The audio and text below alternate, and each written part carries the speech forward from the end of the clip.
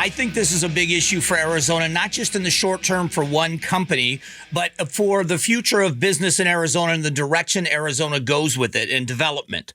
The company's name is Axon. Axon used to be Taser. That's how it started out. It's a $40 billion company, and they are based here in Arizona. They want to move their world headquarters. They want to build it in Scottsdale on a piece of land they owned. Went through the city council a couple of years ago, got approval.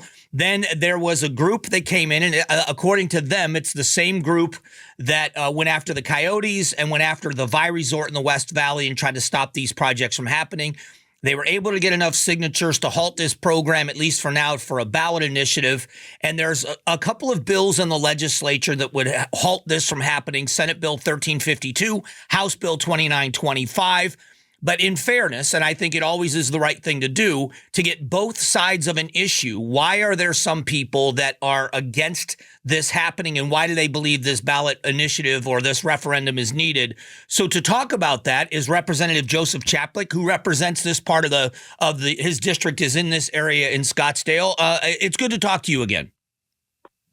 Hey, Mike, thank you for the opportunity to set the record straight here in Scottsdale. Yeah, absolutely. I appreciate you talking to you. I know you're kind of an expert in this area. This is kind of your field in business as well. So I'm interested to hear your take on this and why you believe, as a matter of fact, if you don't mind, can I just say you fully support Axon and their products and services. However, Scottsdale residents do not want another massive apartment project. So can you expand on that a little bit and why you're against this? Yeah, well, first of all, I was the elected official here through the, Legislative District 3, which encompasses most of Scottsdale, and the people want me to stand for their voice. That's why we have representative government. I did not get involved in any of this Axon City of Scottsdale issue until it came to the legislature. I stayed away from it. I didn't sign the signature petition. I essentially let the city and Axon figure it out. But then it got a little goofy, and then it came down to the legislature, and then I said, you know what? This is a bad policy bill.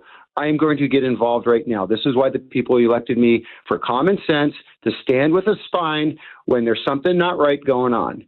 And so you did an opening, and you were a little bit off on some of the dates you said. The reality is Axon wants to build a new campus here in Scottsdale. Great. They bought some land that was zoned industrial. Great. They pitched something that had a business park and everything else. We liked it. Scottsdale was behind it. Then they did a bait and switch and said, we want to change the zoning and build 1,900 unit apartment complex. Well, this doesn't add up, because if you had any pulse here in Scottsdale the last 8 years, you would know that we do not want any new apartments in Scottsdale. We've overbuilt. In fact, all 4 council members, including the mayor, lost significantly in their reelection because of the rubber stamp they had for massive apartment complexes. And that was for like 100, 200, 300 units. This is 1,900 unit apartment complex. And so they all lost their reelection. And on their outgoing lame duck session, Axon got to them and had them do a vote to change the zoning from industrial to multifamily. That was just a few months ago.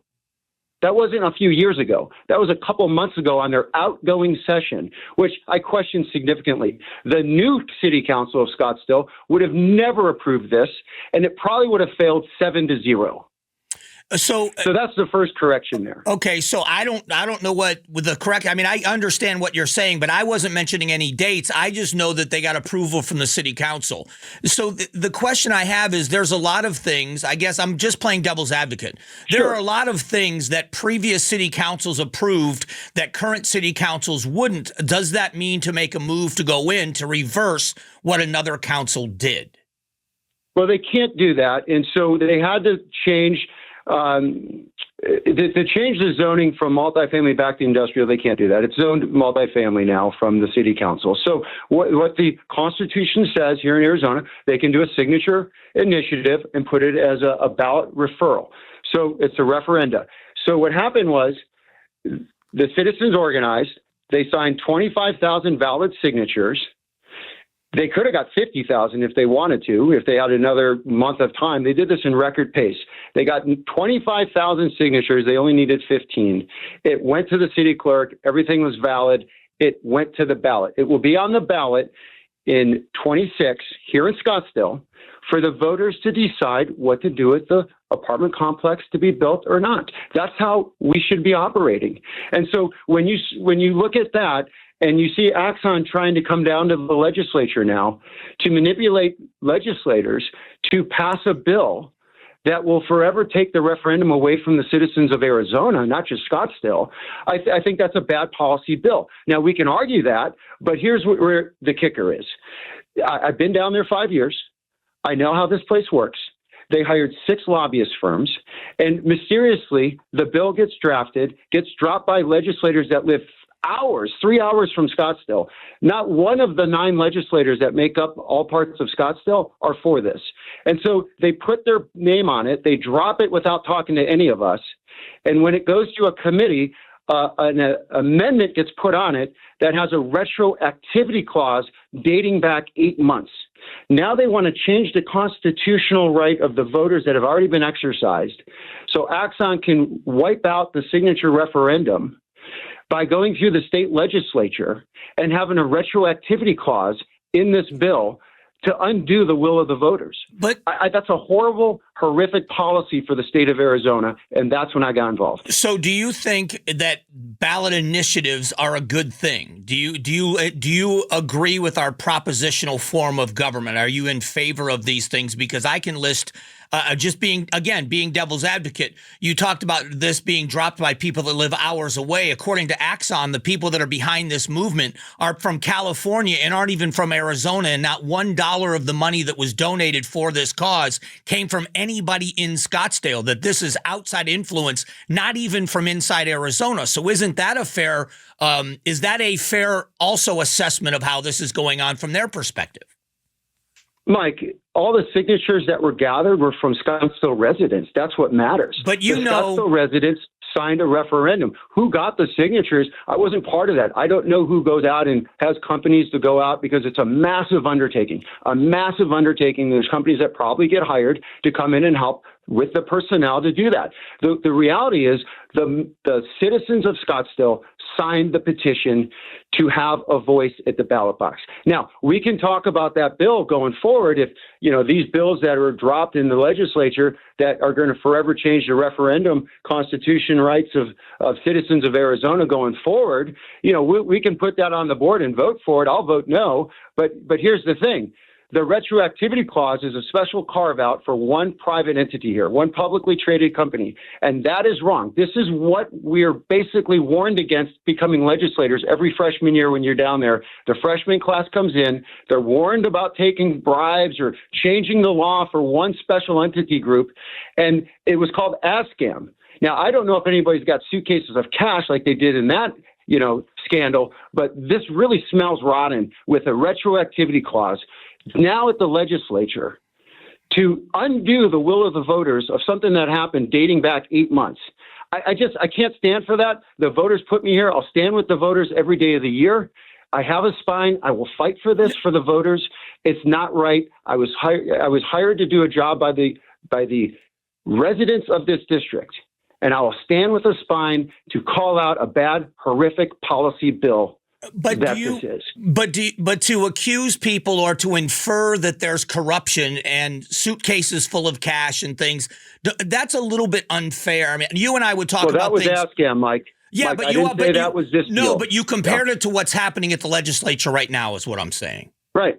So because this is what we were warned against, having a special interest group try to manipulate a vote that retroactively goes back and does something for one company. Okay, but you have a special interest group that went into Scottsdale to get signatures to go after one company. So it's two special interest groups pitted against each other. One can't be virtuous and the other one be evil.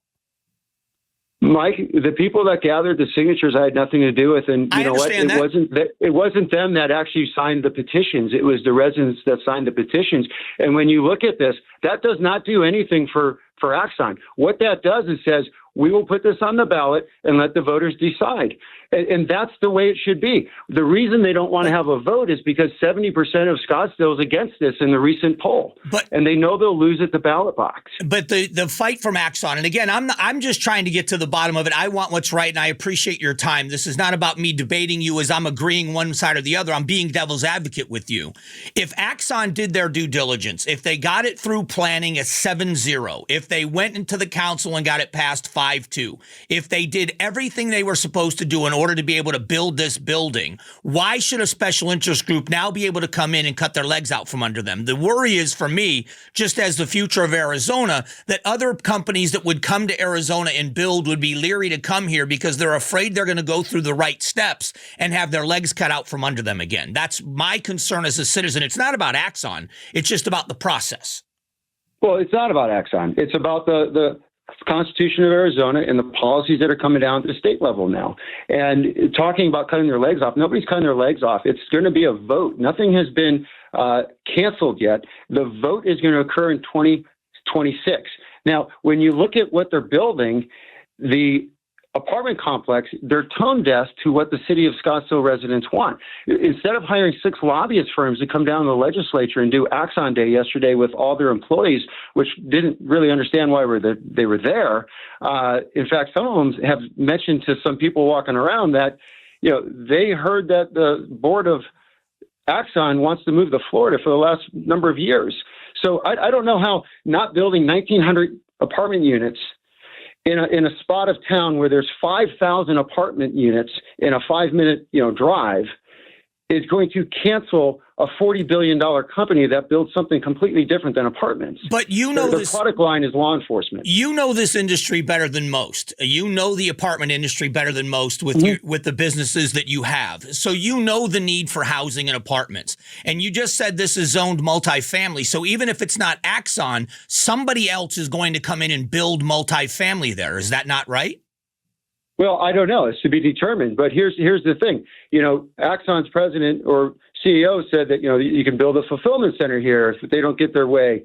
Well, we still have a referendum process to block that if the city of Scottsdale doesn't want a fulfillment center. They talked about $300,000 high-paying jobs that they're going to bring to this area.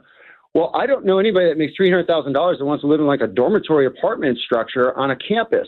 They could live anywhere they want with $300,000. These are high-end apartments, probably, $2,500 to $3,000 rent. How does that afford, affordable living for anybody if we're having an apartment shortage? We're not. On top of that, when you look at, what happens if Axon builds 1,900 units, the largest apartment complex in the history of Scottsdale, and they overgrow their campus and they move away? We're stuck with 2,000 apartments. What if they downsize and shrink and they start selling off assets? We're stuck with an apartment complex. There's a lot to be considered going forward, but the process that they're doing is just hostile to the voters of Scottsdale, and that's all I'm saying. Okay. I'm involved on the policy side. Yep. It's horrific policy, and I'll stand up against that. Yeah, and I always appreciate the conversation. I hope you know that, and I appreciate the debate and your willingness to have it, and I hope we talk soon. I'm anxious to see how this plays out in both places, and when it's all settled, I hope we can talk again.